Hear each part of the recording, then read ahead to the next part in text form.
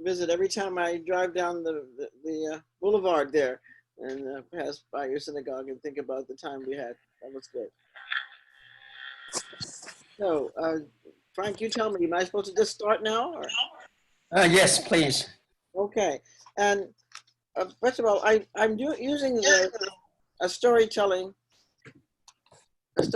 technique because sometimes it's easier for me as a novelist as well as a social interesting person. I'm interested in social change.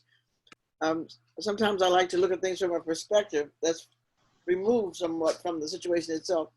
And also, I'm a classicist. I teach classics at Howard University. And a lot of times, one of the problems that happens is that things that happen, anything in the last 500 years happened yesterday when you're a classicist. Things that got a long perspective on it. So when that Neo-wise comet came by a few weeks ago and actually made its closest approach to the Earth on my birthday, on my 73rd birthday, so I figured my personal comet, right?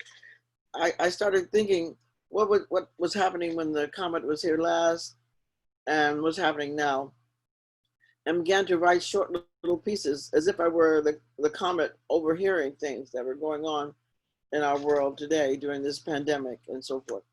So I have some thoughts to share. It looks like we're starting at about, is it 5:51 or so where you are, where everybody? Correct me, Frank, before I get started. I really like questions. I can tell better stories if I know what people think. So if I stop at quarter after, is that good? And have 15 minutes for a talk? That would be wonderful. That'd be good. Okay, that's what I want to know. So I may have more to say after I finish, but I'd rather hear what you say than I can tell stories in response. I remember you from before. This is a comet speaking. Weren't you here the last time I came? Before Gilgamesh, before Anansi, before Apollo. But there you were.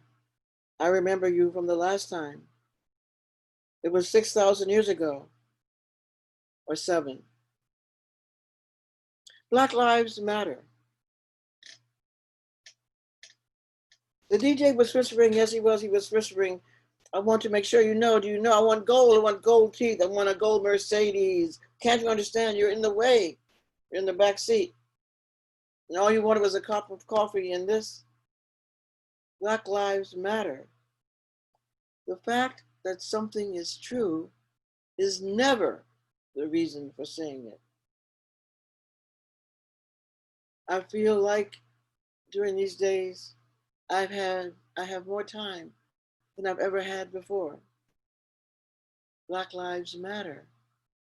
The fact that something is true is never the reason for saying it. So why do you say it? If you've got to ask me why I say it, then you don't get it. You don't understand. You have no time to sit back and think about it. You have to just say it. Black Lives Matter. The fact that something is true is never the reason for saying it. I want time to understand the saying of it. And why is it said? And is it your group, or is it your group, or is it just an idea? Just? You shouldn't use the word just for that. If you use it as the words are, without capitalizing them into a program, it's so self-evident. I remember from before, why would you say it if it's already true? What is the need for saying it?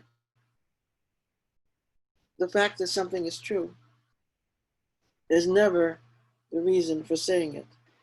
The last time I was here, Gilgamesh hadn't been born yet. The last time I was here, you were here. You're Black. You're Jewish. The last time I was here, I saw you in hallways, in corridors. You walked out from some canopy somewhere and crossed the sand. You came to the salt water. You saw the islands. How were you going to get to the islands. Black lives matter. Black lives started it. You all came from Africa, all of you, all of us. It's we. Our lives are Black lives that matter.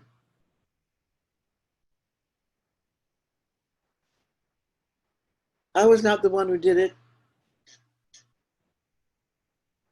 And in this aside, I'm talking about what's happening at my congregation, Tifereth Israel, every Friday, standing along 16th Street in support of Black lives.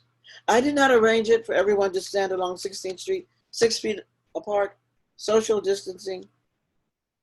Held a sign. I held a sign.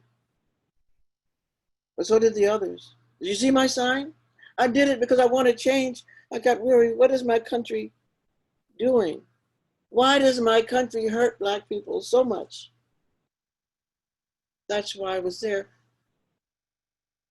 I was here 6,000 years ago. And these are the words I heard when I came by this time. I wanted to change. Do you want to know what I do? I make curves and circles and ellipses around and around and around. I come back and back and back. And the words that were written then, most of them are lost now, but not all of them. And some of them you have. Jewish words, Hebrew words, all the way back, all the way back. And I was there. I was already there. Black Lives Matter. The fact that something is true is never the reason for saying it. Why are you saying it now? You all hear that, child? She went down to the Capitol building. Yes, she did. She went all the way to the Capitol building to see the casket of John Lewis. That's what she did. Black Lives Matter. She went before to see the casket of Rosa Parks. She went this time to see the casket of John Lewis. The moments were different. Rosa was in the sunlight. John was by night. And there were floodlights on the Capitol building. Black Lives Matter. The DJ was whispering. Yes, he was. He was whispering. This is a golden, only golden special. Were you there? I was there in 1987. I was there before self-destruction. I was there before the MTV Raps. I was there. This is what I heard someone say. I was there with Stokely. I heard someone saying, I was there with Stokely in the basement of Douglas Hall in 1967. And we came up with the words, Black Power. We had lots of words to choose from. We were debating what should we use to call it? What are we going to call this thing? We didn't know that it would end up being a thing. We didn't know where it was going. And this child that I'm listening to as I circle, as I ellipse around the earth, saying, haven't I heard this before? Black power tore our little world apart. Until people figure out that's all it meant, this is what it said. Black power. It didn't say nobody else's power. It didn't tear down anybody else's anything. It just said Black power. And if you don't know that it's replacing Black non-power, that means you're clueless about what's going on. And if you think Black Lives Matter, it's trying to say Black Lives Matter instead of white lives, instead of other kinds of lives, then you don't know what we've been going through. But this child I'm listening to, fact is, she's a teacher. And one of the words she loves is forbearance. One day I'm going to hope somebody has forbearance for some stupid thing I'm probably doing right now and don't even realize what it is. Forbearance. Give somebody a chance. Let me tell you one thing that happened. The first day I showed up at Howard University. I'm breaking out. I'm not the comet now. I'm Carolivia. Howard University. I showed up first day of school. I decided to start in the summertime. So I arrived and there are policemen there holding us all back as we're about to make the turn into the campus, because 1, 2, 3, 4, 10, 15, 20 buses come out onto Georgia Avenue and turn south, going to sit in somewhere, risk their lives somewhere. And I'm a little freshman, scared to death, thinking, I'm glad they're going because I ain't going nowhere. I'm scared to death, and I'm glad somebody's willing to go there for me. And what if somebody came up to me and said, what are you going to do when your country is a mess? And what if you answered, what if I answered, I don't believe my country would do anything to hurt me. Well, let me tell you, I actually said that to somebody. Descendant of slaves, descendant of Jews who were kicked out of Spain in 1492, descendant of rapists and murderers. I said, I don't believe my country would do anything to hurt me.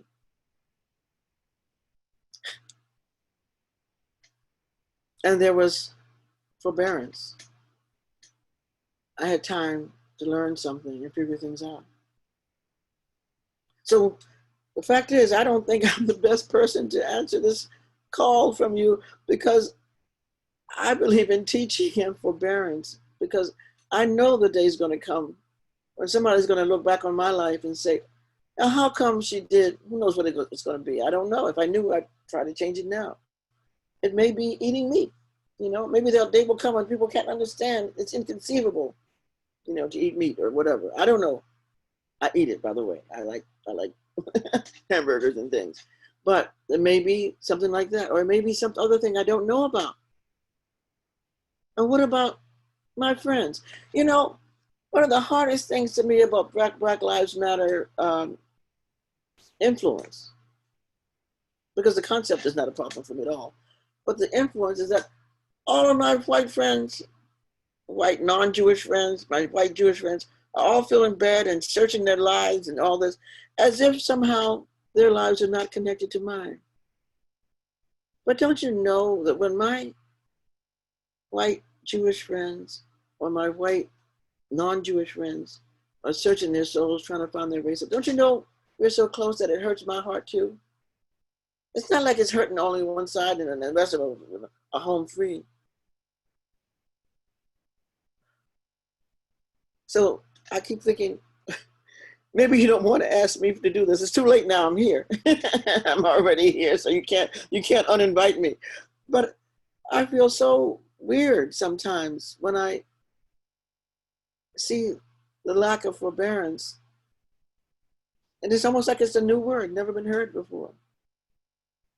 Hold back a little bit. Give somebody a chance to learn something, to teach something, understand something. Listen to me, listen. We'll go back to the text now. Mostly I lie down and wait for time to pass. 6,000 years on my way back. Lying down, waiting for the time to pass, coming back to you. I remember you, all of you, from before. Weren't you here the last time I came? Before Gilgamesh? And I use Gilgamesh because that's the oldest story we have as an epic written down on stone. Before Anansi, the African image. Before Apollo, the Greek and Indian image. But there you were. You were before then. Black and Hebrew, Jewish. 6,000 years ago, or 7. There were more barriers when I went to see John Lewis. I don't remember barriers for Rosa. John's dark was so beautiful. He changed the night. They must have brought something in to make the night so beautiful. Rosa was joy, but John was solemn. You want to tell it as if I did it, me, myself, but I didn't. I just looked at it. I became a part of it, standing along 16th Street, holding a sign, trying to figure out, is that just playing a game and that doesn't really get anything done. That's what some people say about it, you know. I said, what do you think holding a sign on 16th Street is going to do to help Black lives? And then I hear, and this is a word nobody else is allowed to use, but I call them my beloved thugs. I have a bunch of beloved thugs that help me out and figure out what's going on the street. And they say to me, y'all know they got white people up there supporting us? I have never seen such a thing in my life. Meanwhile, white people up there yelling at other white people saying, y'all ain't doing nothing. Because all you're doing is standing there holding a sign. And my African-American young men, who I call in my own affection, my beloved thugs, are saying, something has changed forever. I've never seen it. Because usually when the trouble comes, the white people disappear. Every other time they disappeared. This time they didn't run away. And to call something performance as if that's nothing, well, maybe performance is the thing. To get it started anyway, to get it moving. I remember you from before. You were here the last time I came. You were here the last time I came.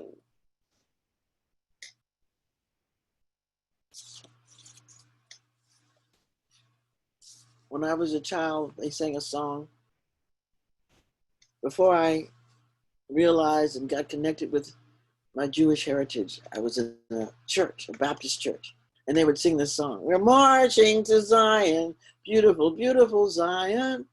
We're marching onward to Zion, the beautiful city of God. And then all of a sudden they're telling us, what you mean? You mean Zion isn't ours? But I thought, they say if you're a Zionist, something's wrong with you. So if you want to be a Zionist, you got to be it secretly in your heart. You better not tell anybody. Sending secret money to Israel while marching with Black Lives Matter on the plaza downtown. Part of the life, part of my life. And what's my theory behind it? Do I think that that land was given to Jews only forever and all time? Not exactly that. Because I figure if God gave us that land, then let God set it up. But as for me, my job is to have peace with the people around me. And if God wants to make a change, God, you come in here and do it. But for now, I want to have peace. I want to have peace with Palestinians. I want to have peace with Christians. I want to have peace with Black people. I want to have peace with Greeks. If God gave you that land, let God set it up. I'm all God setting it up. I want the people who are there to know they don't have to worry about food. They don't have to worry about having a place to live and stay. And my hope is that given the freedom of enough food and enough support and enough, quite frankly, cash, that freedom will give them a chance to think, how can we live here in peace? And that's the way, from what I can see, and I can't see so very far, we can make lives matter. And I don't have to give up my Zionism because I sure got it. And even when I feel like I'm shamed by people who say that I don't have a right, it shouldn't be my way of going. That land is not mine. My myth of my ancestors, during Moses was standing before Pharaoh. And you know, there are all the plagues. And so there's one plague that intrigues me so much because it's the only plague in which, I guess it's the hail falling down, and which Moses said to Pharaoh, so tell your people to go inside and don't stay outside and get the cows in and everybody, get them inside somewhere so they won't get hurt. And it's the first time in all the plagues that I could find where care was taken for the enemy. I always pretend that I'm a little girl standing behind a curtain, in Egypt, listening to all this. And I say to myself, well, I've heard of many a God, but I haven't heard of a God that does that cares about the enemy. So I'm going to follow this Moses, and I'm going to be there. And in my imagination, I was catching up with the people, our people, crossing the desert for 40 years, and only caught up finally. We finally got into Israel. Black Lives Matter. They're marching to Zion, beautiful, beautiful Zion. But let me share with you an ending. Something I heard at a kiddush at a synagogue in this area. Don't worry. Someone's talking to a mother of her child. Don't worry, she'll get lighter as she gets older. Her skin won't be so dark after a while. Spoken at a kiddush. Sure, her skin is kind of dark. You heard that. I, a comet, hear you hearing that. Yes, her skin is kind of dark, but give it some time. She'll get lighter. I promise you. Jews and Palestinians, Jews and Greeks, Jews and Christians, Jews and Jews. You are a Jew with black skin. I can tell. I can see who you are. But you were always here. Why do they act like you weren't here from the beginning? You were always here. Always. And you keep on sneaking money to those people in the forbidden lands in Israel. And one day they'll decide to be free. Black Lives Matter. The fact that something is true is never the reason for saying it. Why do you say it? And don't stop to explain. Can't do all those things at once. And I want to hear what you have to say, and then I can respond. Almost everything I have shared with you relates to a particular incident or a moment. It's not just poetry, if you will. Although I never want to use the word just for poetry. Poetry is so good. But so those are my thoughts. And I'd love to have your questions or responses or ideas or anything. Please.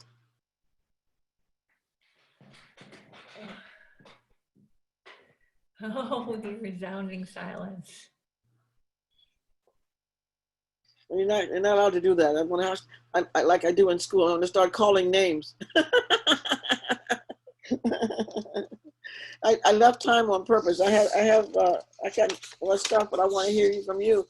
Because sometimes if you ask me if there's something you didn't quite understand or needs a little bit more clarification, I can actually expand the story to tell you where it comes from and where I'm getting it from.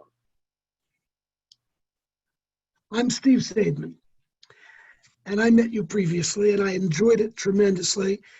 And you really intrigued me when you used the metaphor of the comet returning and seeing us again each time it goes around.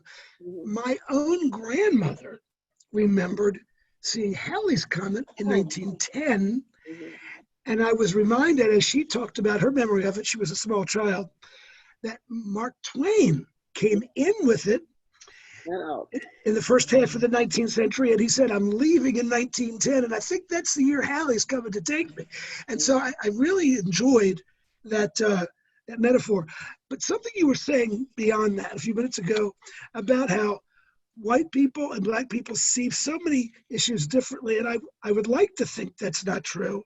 I try to not think that way. But what I did hear listening to you was, I think what's happening in some cases, and now even at this time with everything that's going on, it's younger people and older people seeing things differently, not just people with different color skins and life experiences that way, but different ages and life experiences that way. hearing you say that, it just kind of struck me that that's part of what's going on. That certainly is what I have felt in the midst of this Black Lives Matter. One part I didn't read, or I didn't share, when my synagogue was out on 16th Street, safely standing 6 feet apart from each other and holding their signs, I was downtown, risking my life, trying to save a statue that was paid for by ex-slaves, former slaves, and I try to keep very safe during these times, but at one moment of it, I did pull the mask down in order to take a picture. People crushed in, and I realized, oh my goodness, am I going to die from this? Am I willing to die for this statue? And quite frankly, I decided no, I'm not. And that was my last time down there to do that. But to go back to your question and your point, it was the strangest feeling. There were 3 young black men, or 200 young white men and women, and maybe about 50 older black people. All the older black people were totally silent. The black men were hollering, no justice. The white kids were yelling, no peace. And the rest of us had our mouths open, dropped open, wondering what in the world was going on. No, we were not involved. We were not hollering Black Lives Matter. We were not hollering no justice, no peace. We were just like, what is going on? What has changed in this world? And to be commanded by young white people to say Black Lives Matter, whether you want to or not, it's like, say Black Lives Matter, you black person, or I'll kill you. Yeah. It was almost that kind of a feeling. It's like, what in the world? All that passion the young people carry with them. It just, we see it with our own kids. It's really remarkable. Yes, and it turns out that many things that the African American population is afraid of in Washington DC, for example, the taking over of the city, if you will, in quotation marks, by white people, that actually the people who moved back in really were into justice. That they really, it was like it's different from what it was before.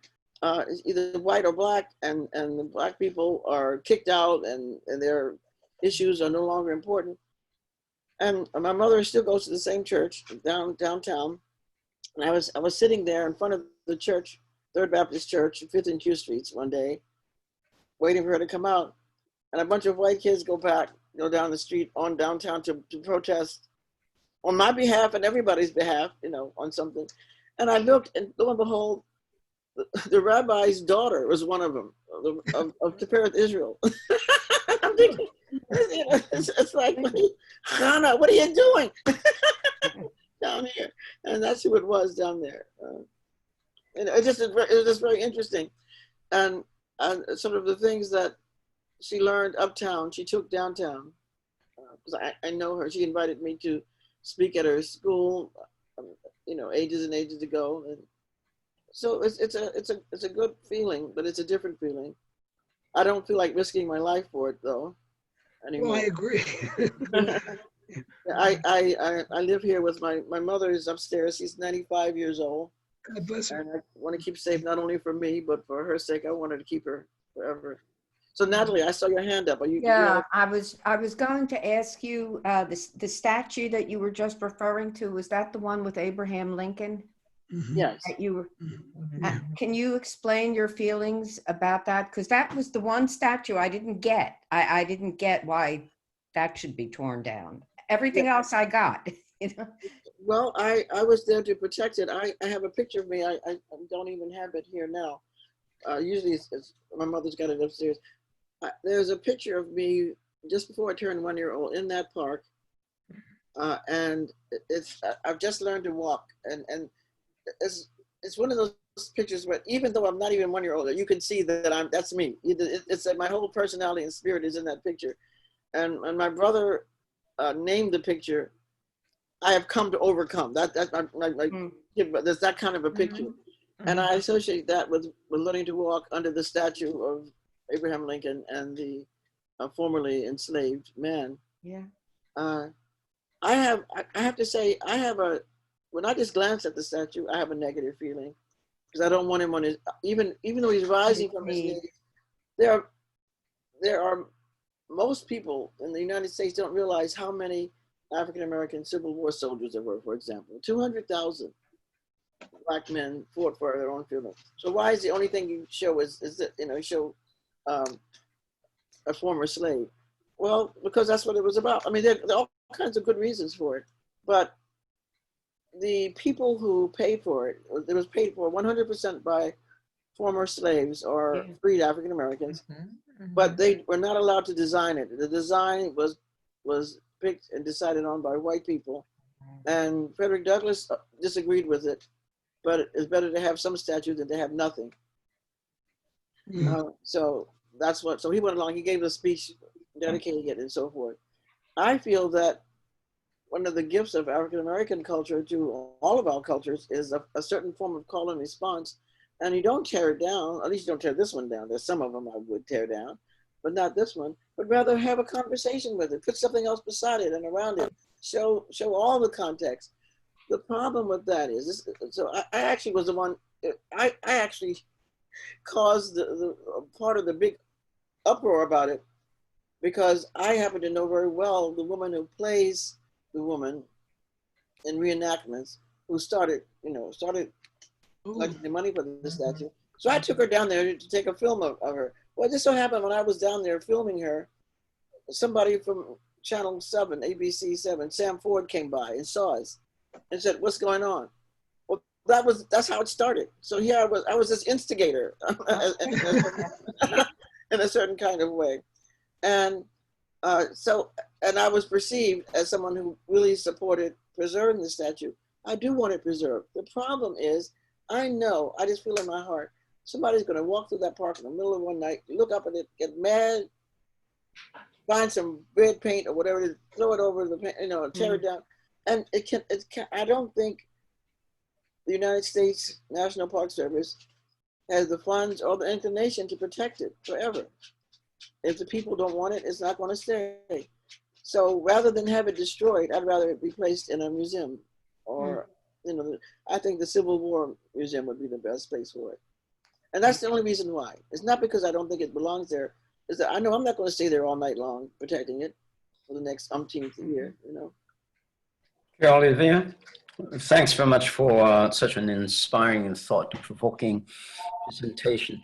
We Jews have always been in the forefront of the civil rights movements and activities that has something to do with justice and equality kind of thing. This is the first time that I think many progressive Jews who participate with this movement come across with many more than peaceful and less than peaceful activities. And I think many Jews have experience working with Black social activists. From your unique perspective that you can observe, what can you tell us about members of the Black Lives Movement, or in general, the African-American social activists, how they look at Jews, the relationship with Jews, and working alliance with Jews? That is it just a matter of opportunity, or is it like a permanent alliance that we can see, or they can see as that we're permanent partners? Well, it's not obviously it's not monolithic, and you know that already. I know I don't need to say that to you. There may be, from my perspective, there is a very subdued inclination in many African Americans to think negatively of Jews in a general kind of way. But under immediate contact, that dissipates almost instantaneously. It reminds me a little bit of Black people in New Mexico. In New Mexico, you're a Native American, you're Spanish, or you're a gringo. And if you're Black, you don't belong anywhere. You just somehow don't. And there may be a residual sense that Black people are inferior, that they're sort of hanging in the air, but they've never absorbed it as a real thing. And so when they actually meet somebody, it doesn't do anything. It doesn't affect anything. And of course, I don't have a full experience of it because I am Jewish and I identify myself as Jewish immediately in my classes.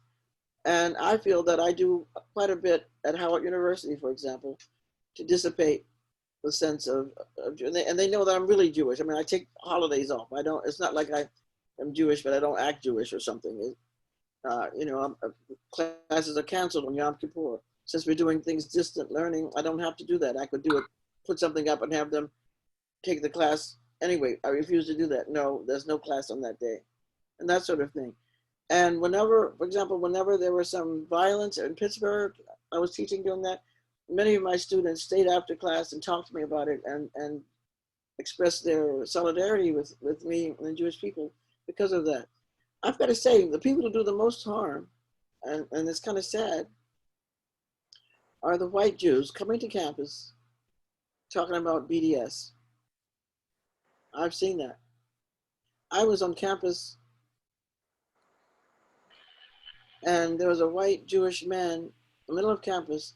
He called, a lot of all the African-American students were standing around him, and he was telling them that they should boycott Israel, that Israel is terrible, and on like that.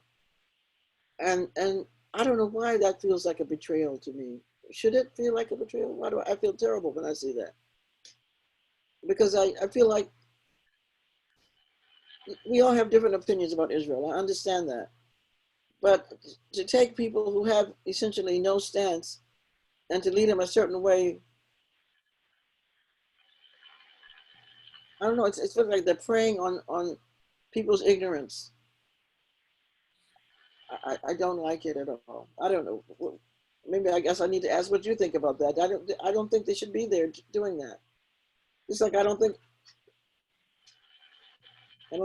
I should stand up and start trying to make everybody Jewish because I am, or my kind of Jew. I don't think they should make them into their kind of Jew, especially people who, these are people who are not Jewish at all. These are Black people who are Christians being told to hate Israel.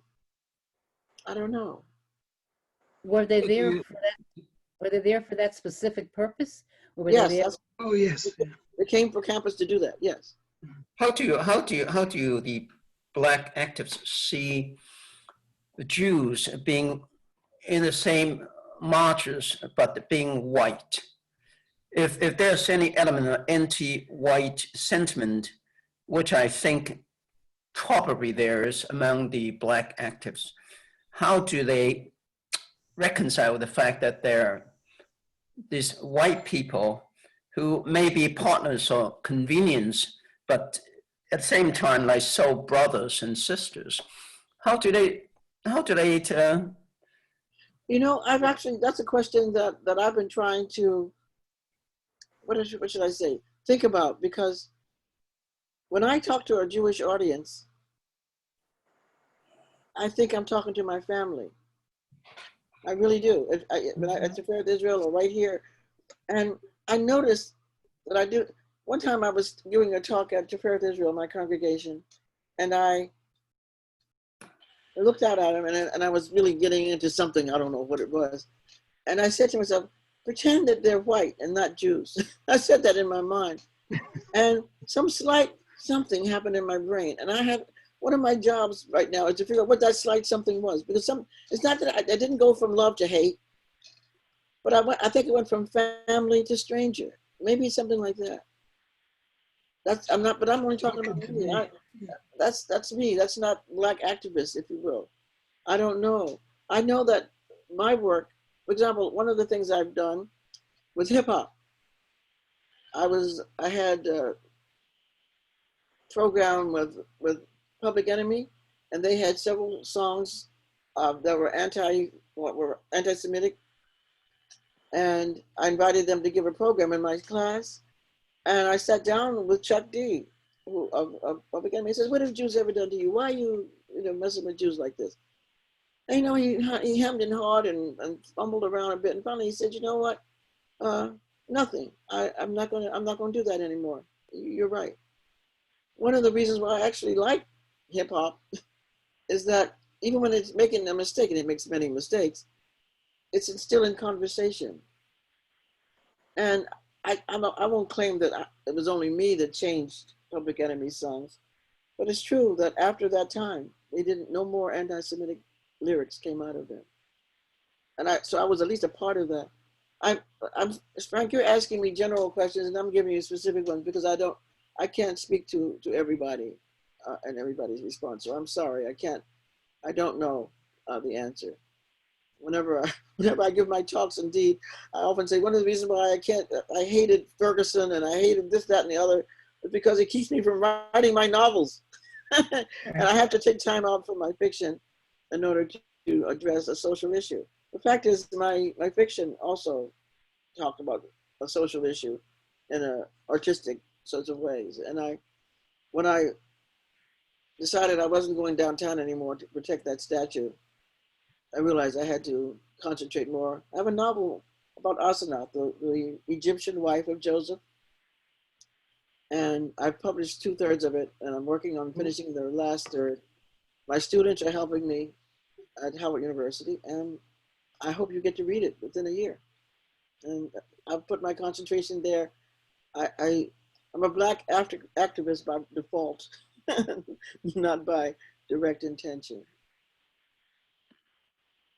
If you will. Professor, I'm reminded about a line in a Leon Uris book where Abraham Cady, the Jewish author who discovered he was Jewish after years of ignoring it, visited Israel when his father died. And he was dating a Gentile woman. And he was just very uncomfortable with everything he was being taught to do, from rending his clothes to saying Kaddish and everything. And she turned to him, this Christian woman, and she said, Abe, anti-Semites come in all shades and colors, but it's especially unattractive in a Jew. And the concept is nothing new, at least it was in the Uris book. Jews who feel they need to talk badly about Jews. So when we talk about the BDM, it's just the BDS, it's not a new thing in my mind. Well, I see what you're saying. Yeah, I try to be open and think that there must be some valid reasons for them to believe what they believe, but I don't feel that it's valid to go off and mess with other people with it somehow. That really goes across. There's somebody else waving a hand. Else 46. I can't hear you. I see you talking, but I can't hear you. Oh, you stopped talking. Can you unmute yourself, Bill? EIS 46, can you hear me? It's Bill. Bill has. Can you unmute yourself? I think there's a problem with your microphone because we can't hear you even though you're unmuted. Yeah. You can, if you'd like to type it in the chat. I'm sure Dr. Herron could see it. Yeah, I'll open up the chat now. Could I talk briefly while Bill's figuring out his microphone? I just wanted to say that I'm looking forward to reading your book about Joseph's Egyptian wife, and I hope you get time to finish writing it, because it seems like Egypt is the place where there is overlap between the Jewish experience and the Black experience because of the slavery, because Egypt's in Africa. So it seems like a great area or subject matter where you can apply your personal experience, your creativity, your imagination, and to give us some message on where the overlap is between the two probably most famous peoples that have experienced slavery. So look forward to reading it. Well, thank you. And I see there's a notice here asking, I certainly will tell everybody I can find when the book is out. The actual text has been completed for quite a while. It's under contract to Random House already, but the problem is I want to, 1/3 of it seems to demand a kind of multimedia, music, picture, something to go with it. And that's what I've been working on. And I finally found the software that's caught up with what I have envisioned. So I'm actually working on it every week, at least, a day or so. I'm able to do that. Okay. Well, I'd like to- I know Tudor Parfit. Somebody's telling me about that. I teach a course called Blacks in Antiquity, and my answer to much of the problem we have today is stop counting the beginning of Black people from 1619. Yeah. Take it all the way. That's what my paper is. That's one of the things I'm doing. I was here all along. I've been here all the time, I and think the blacks were first. and yeah, that's what I said. That everybody's from Africa, Mm. so every time, well, it's a long story. It's a wonderful course, Blacks in Antiquity, and we go all the way back. We have Blacks in Ancient Africa, Blacks in Ancient Asia, Blacks in Ancient Europe, and so forth and so on. And we have different stories. We read Herodotus, and you describe the Ethiopian people as the most beautiful people on earth, and so forth and so on, and all the things that happened since then. We can't do everything, of course. But Well, thank you so much, Carolivia, for yeah, I see it a after the wonderful time. presentation. I'm sure some of us will be pre-ordering your book before it comes out. And you're welcome to join us for our evening Minha service if you choose to stay. I've been teaching since 9 this morning. If you bear with me, well, I need to take a little collapse time now because I have a radio show that ended only a half hour before I started this, and I'm sort of keyed up a bit. Maybe Well, another evening I I just- may join you. An interesting one. I just wanted to say, Dr. Herron, this is the rabbi. Forgive me for waxing rabbinic for a moment. This parsha is Ki Tavo. We're going to read this coming Shabbat, and it has the tochacha, the rebuke, right? And it says it's a warning to the children of Israel as they're going into the land of Israel about all of the terrible things that are in store for us if we don't live by the mitzvot, if we don't follow the commandments and the values that are described in the Torah and that had been given. The people were reminded by Moses at that time. And part of the thing is the curses begin, Arur ata ba'ir, ve'arur ata b'sadeh. You'll be cursed in your urban areas and you'll be cursed in your rural areas. And at the very end, it goes on long, this whole rebuke, and at the very end is a nice piece, this opposite. But if we do live by the mitzvot, if we are be able to sort of embody the values that the Torah teaches, then the opposite, Baruch atah ba'ir, Baruch atah b'sadeh, you'll be blessed in the cities, you'll be blessed in the fields, and so on. And I just wanted to say that in that vein, I'm so appreciate the work that you do and the legacy really that you've created of building bridges and ties between communities and helping to God is the creator of the world and the creator of all people and all things, and to be able to build those bridges and recognize the similarities and the ways that we can cooperate and share the world and life together is so inspiring. So thank you so much for all you do. Thank you, and I appreciate you sharing that. I'm sorry, I have a little bit of weariness right now. Plus, I have a 95-year-old mother who hasn't seen me since I left my radio station. I like to go check on her. But if I were to leave one word, it's that one I was trying to describe, the forbearance word. That sometimes you need to give people a chance to grow and not smash them out the first time they make a mistake. But thank you very much, and we understand if you